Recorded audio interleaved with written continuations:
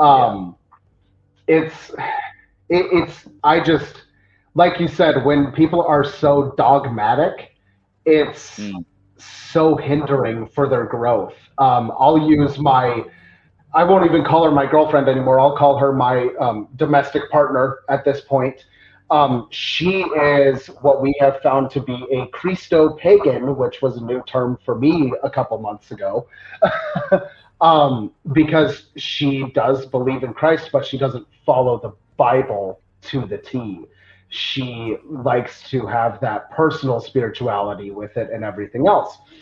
And it was interesting because during the Yule celebration that we did, I was able to because we it was a group of a whole bunch of people. So I asked him, I was like, well, would you mind if I did Sumbel to end it all? Like that's all I want to do. I just want to do Sumbel. Let's end it all this way. Let's have some fun, right? And so during Sumbel, my domestic partner, she hailed Christ. And of course, me being me, I'm like, whatever, like, and I went with it, and I enjoyed it because I'm like, hey, this is to show everybody that we can all band together instead of being so segregated and pushed aside. Dude. Do you want to hear a funny story? Oh yes. So we had our Yule. My tribe had our Yule just a couple of weeks ago because we observe the historical dates of pre-Christian Yule. So we Yep. follow the lunisolar pattern of when the moon hit for the after the solstice and all that, right? And Yep. this year, our one of my tribesmen, he's our Thule, right? So he kind of Okay. acts as the chieftain's right hand for big decisions, right? When Sumbel is held, he's kind of the one to challenge any oaths that come up. But this year, um, he his domestic partner and her son attended Yule for the first time. Yeah. When we did our Sumbel, this was their first time being a part of Sumbel, and it was one of the greatest Sumbels that I've ever held or hosted, or been a part of just in general. Right, I've been a part of many different Sumbel traditions. Ours being the most, I think, out of all that I've attended, but been a part of different ones.